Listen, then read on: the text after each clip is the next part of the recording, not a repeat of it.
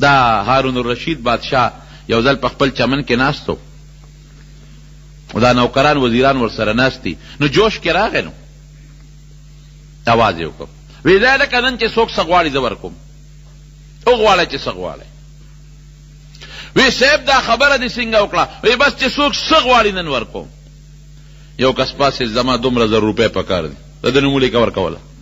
بل وزیر پاسې صاحب زما د پلانکې علاقې بادشاهي خوښه ده دا دار تفتا پسې ولیکل بل پاسې زما دومره سونه بل پاسې یو لګیا دی یو شی غواړي هر چا څه ناڅه وغوښتل او هارون الرشید ورته اعلان کړل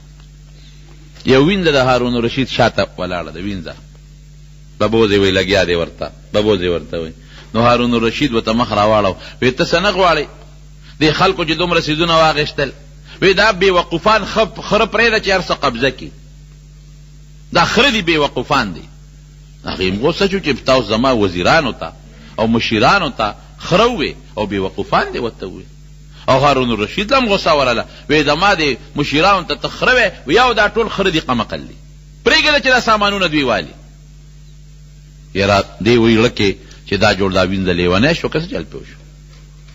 دماغ یې خراب شو د دومره هوښیارانو خلکو ته چې زما حکومت چلي دې ته یې خره ووې او بېوقوفان یې ورته ووې وی جنې سوچ وکړه وی ښه نو زه چې څه غواړم را به کې وی او که نه مې اعلان ونه کړه چې څوک څه غواړي زه هغه ورکوم نو دې وینځې د هارون الرشید په سر لاس کېښود وی د تا غواړم د تا غواړم وشوه خبره وی داسې دي چا پیسې واخیستې چا درهم واخیست چا سره زر واخیست چا سپین زر واخیستل ما چې ته واخیستې دا ټوله دنیا زما شوه چې ته زما شوې هر څه زما شوه بنیاد نیسه بنیاد د اونې یو اونه ده یو سړی راغی میوې ته واخیسته بل راغی پاڼې ته پرې کړې بل راغی څانګې ته پرې کړه او دا اونه چې چا په بیه واخیسته نو قیمتي پکې کم یو شو چې اونه یې واخیست څانګې هم دده شوې میوه هم دده شوه پاڼې هم دده شوې سور هم دده شو لرګي او خشاک هم دده دی بنیاد نیسه بنیاد قرآن او د پیغمبر حدیث دی امونږ پرېښي دي او قرآن او د پیغمبر حدیث چې دی ونیول د دې نه کامیابي بله نشته دی قسم په خدای هر څه پکې شته خو موږ پرېښي دي چې چا نیولې دی هغه تعلیم وایي چې چا نیولې دی هغه ته د پیغمبر وارث وایي وارث د پیغمبر نبی کریم صلی الله علیه وسلم په خپله فرمایي انما العلماء ورثة الانبیاء عالمان دا د پیغمبرانو وارثان دي پیغمبر 2 څیزونه پرېښي دي یو قرآن او یو سنت دې ته طریقه وایي ترکت فیکم امرین 2 څیزونه مې درته پرېښي دي لن تدلوا ما تمسکتم بهما تر څو چې مو په دې منګولې لګولي ګمراهان کېږئ به نه یو د الله کتاب الله و سنتي بل زما سنت نو چې چا نه کم مال پاتې شي عربی کې ورته طریقه وایي موږ ورته میراث وایو هغه مال چې څوک د شرعي طریقې سره په قبضه کې واخلي هغه ته وارث وایي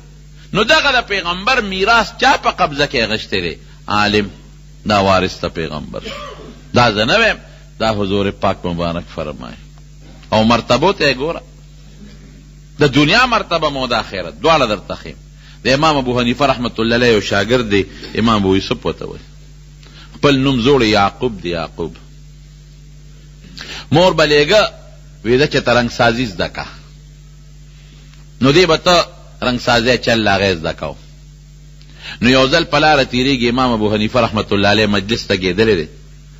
او دا حدیثو درس دی او طالبان ورته ناست دي نو دې را دننه شوی دی ته وګوره دا مولیان څه کوي چې ویې کتل اوس امام صاحب ناست دی درس کوي او شاګردان ورسره دي ورسره کېناست چې کېناسته څه وایي الله دا فرمایي رسول الله مبارک دا فرمایي دله یې خوند ورکړی واقعي مسلمان له به دا خوند ورکوي خوند یې ورکړی دی د سره ناست دی سبا له بیا په لاره تېرېږي بیا ورسره ناست بل اوس بیا ناست مور ته تپوس وکړه بچې ته خو تش دی او تش راځې نور کله خو به د هغه استاد څه روپۍ به در کوله اوس خو ته تش راځې دی غږ نه کوي کش نه کوي دا استاد د شاګردانو نه هم څه روپۍ نه ماښام ورکوي هغه څومره د پس مور پوه شو چې دا هلک خو زه لېږم یو شي پسې او دی خو په بل طرف روان دی دا ورپسې را روانه شوه چې را روانه شوه نو دا یعقوب امام ابو یوسف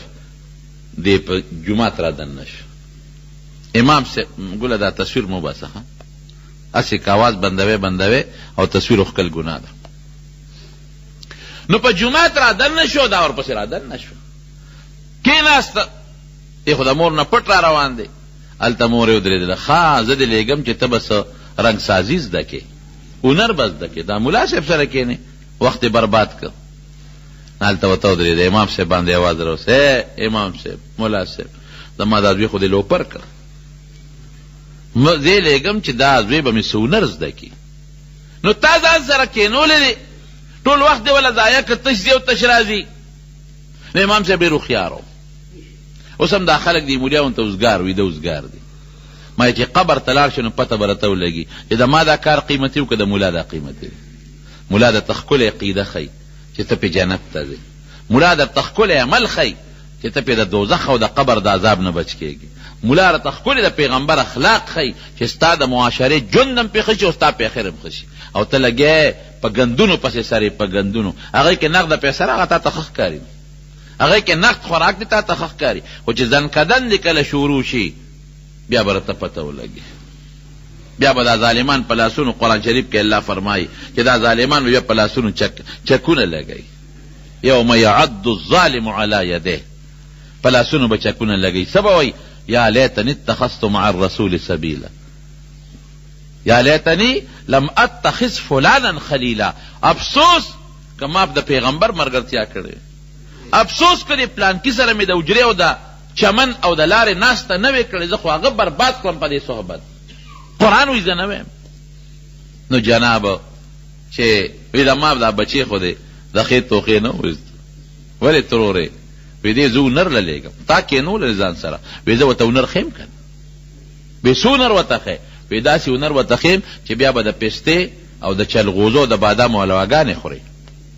وی دا به کله زده کوي؟ دا حلوا چې واورېدل نو هغې مو ته زړه کې خوند راغی،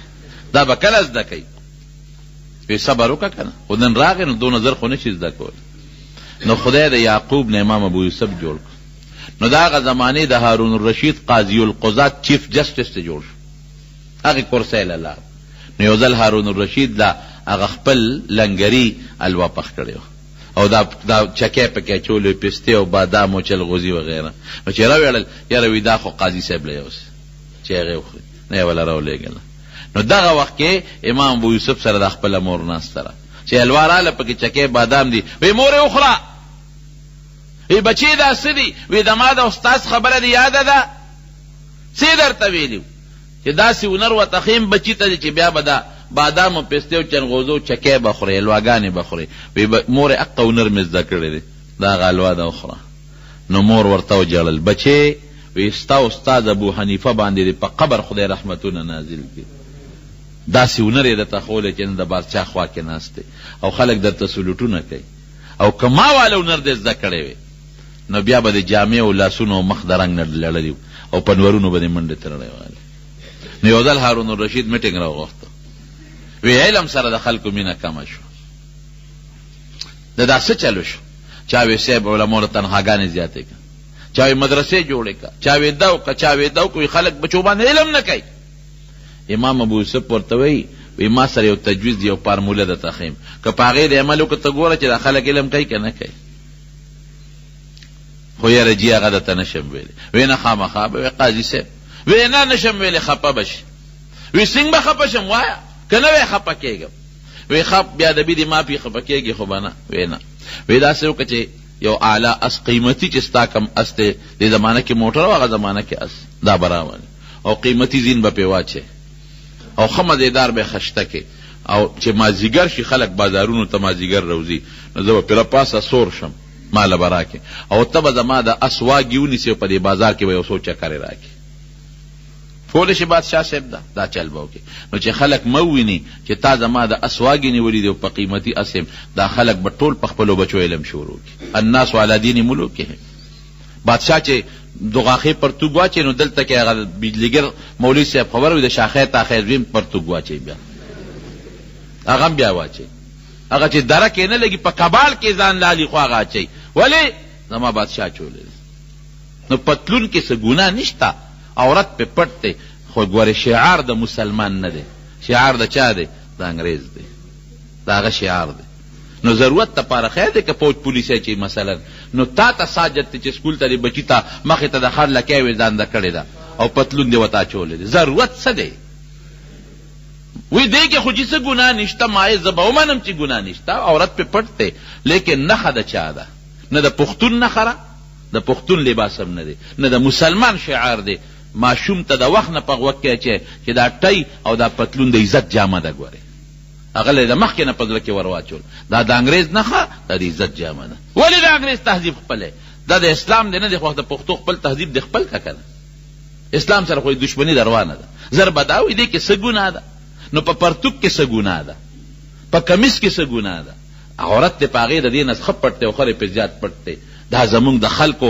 ګنده سوچ دا مونږ د دې انګریز نه غلامۍ والا سوچ دی زمونږ په ذهن کې هغه سکول ته بچی لېږه چې کم کې دغه لباس دی که پوټې سبق پکې نشته خو چې پتلون دی د غاښې پرتوک دی او مخې ته د خر لکۍ وې ځانده ده نو بجي په دې زه فخر کوم ما بچی هغه سکول کې داخل کړی زه خو یې مه داخلوئ په دې سکولونو کې بچي چې دا شر پاتې شي ولې اسلامي تهذیب زما اسلام زما دین نه دی مذهب مې نه دی اسلام خو د قرآن و سنت نوم دی دا زما مذهب نه دی په خپل مذهب ولې وشرمېږم د انګریز په لباس زه ولې فخر وکړم دا زما تهذیب نه دی ښه دا پرېږده د پښتو هغه د خامتا تهذیب دی خپل کا نو هغه دې م پرېښو دا دې م پرېښو او په هغې باندې فخر کې هغې تهذیب له ته دوام ورکې هغې له وقت ورکې هغې له زینت ورکې او د زړه کې د خلکو شوق و مینه ورسره پیدا کې دا زما ګنده سوچ چېرته یو کافر دی ولید انګریز چې پټکې په سر کړی دی هغې زما تهذیب پورې خاندي چېرته یو انګریز دی ولید چې زما اوږد کمیس یې اچولی دی ځکه نه هغه ته مه وایه وی پتلون کې م عورت پټېږي او په دې کې م پټېږي زما دا واچوه که نه هغه اچوي نه ستا هغې پورې خاندي او تا د هغه تهذیب خپل کړی دی د خپل پیغمبر سنت دې پرېښي دي دا ناپوهتیا ده د دې دا پویه نه ده دې ته ناپوهتیا وایي نو بادشاه چې څه کوي بچي هغه څه کوي په هغه طرف رواني نو ته زما اس ونیسه نو خلک چې ته وویني ته ګوره چې بچي راوباسې که نه هارون رشید ورته څه وایي ای امام ابو یوسف قاضي صاحب زما د قسم په خدای وي دا د شرم خبره نه ده زړه مې غواړي چې ټانګه کې د کینو او باڼسونه لکه د اس په خپلو ګو کېدم او په دې بازار کې دې راکاږم تا له خدای او د خدای د پیغمبر علم په سینه کې پروت دی دا څه ماله د شرم خبره ده امام مالک رحمت الله علیه دا دین یو لوی بزرګ تیر شوی دی لوی بزرګ دین اندازه ولګوي په مدینه منوره کې به لګیا د حدیثو درس به کو او هغه ځای به ګدی پرته وه چې کم دی د عبدالله بن مسعود ګدی به پرته و ریاض الجنت چې ورته وایي او هغه ځای به حضور پاک اعتکاف کو نن د 2 رکعاتو ټایم چاته نه میلاویږي هغه ځای کې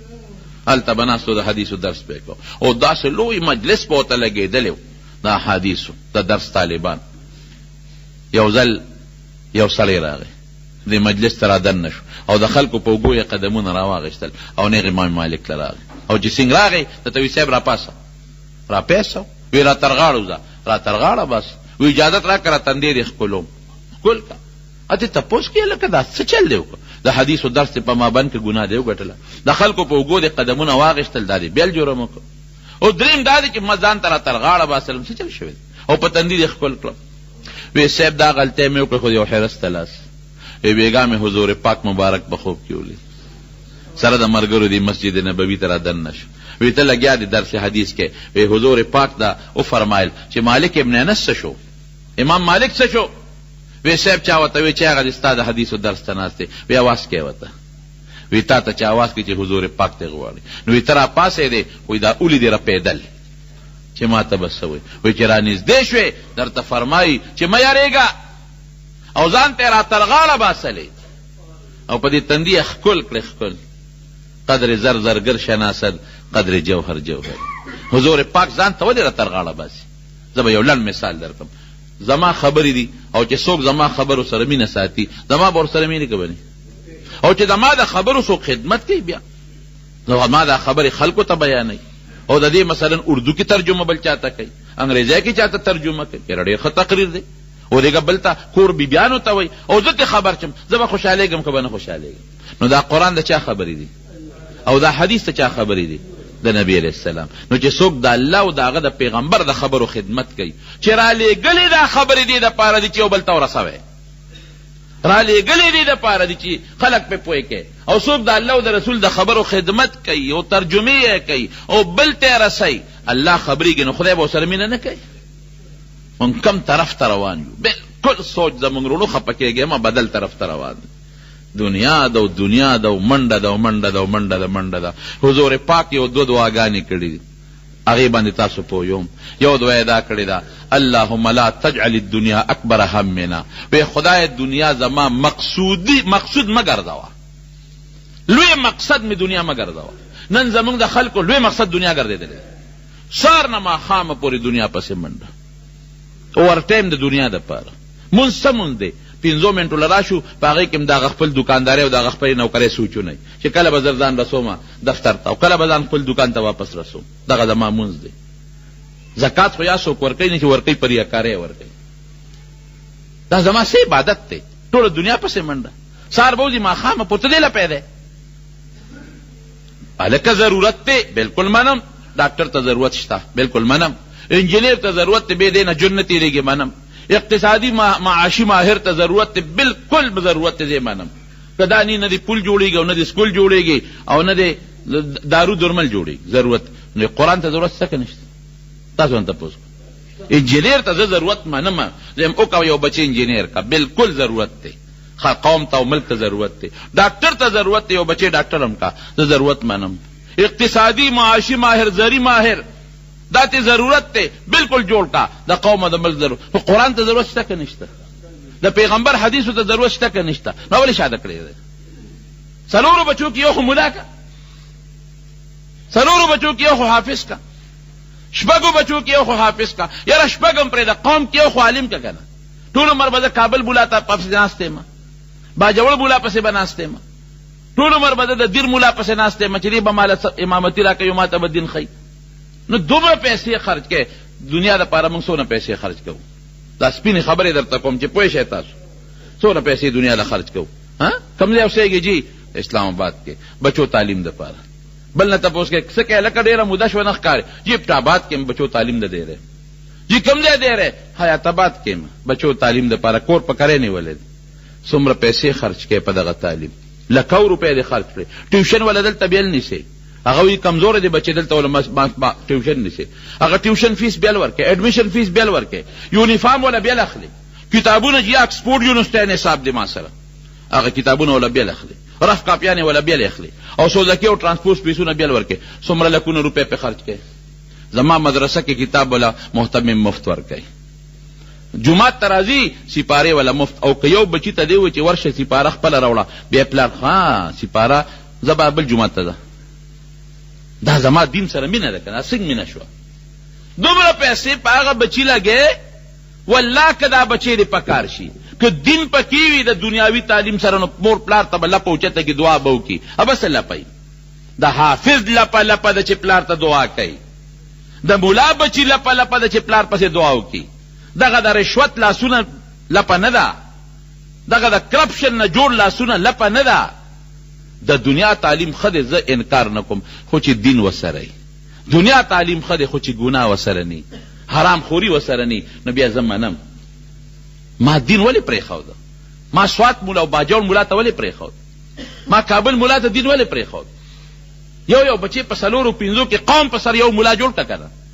تا باندې د خدای حق نشته، د خدای د پیغمبر حق نشته، د قرآن حق نشته، د آخرت حق نشته، د قبر حق نشته، د محشر د هغه لوی میدان حق نشته، د جنت حق په ځان نه منې. جنت والا علم ولې نه زده کوې؟ نو حضور پاک مبارک امام مالک ځان ته وي ته راته غاړه باسل وی زه راویښ شوم وی مې چې خدایا کله به د امام مالک دغه سینې له ځان رسوم چې بېګا د دواړو جهانو سردار ورپورې خپله سینه مږلې او دغې تندي له به کله خپلې شونډې ورسوم چې بېګا حضور پاک مبارک پې خپلې شونډې ایښودې دي. وی د رسم یې ځکه وکړه. امام مالک ورته څه وایي؟ وی اوس زمان به وره دا خبره مې پټه وه اوس یې واوره زما د قسم په خدای وي چې د کله نه د حضور پاک په دغه ګدی حدیثو ته ناست یم په ما داسې شپه نه ده تېره شوې چې په دغه کیفیت مې د رسول الله مبارک سره ملاقات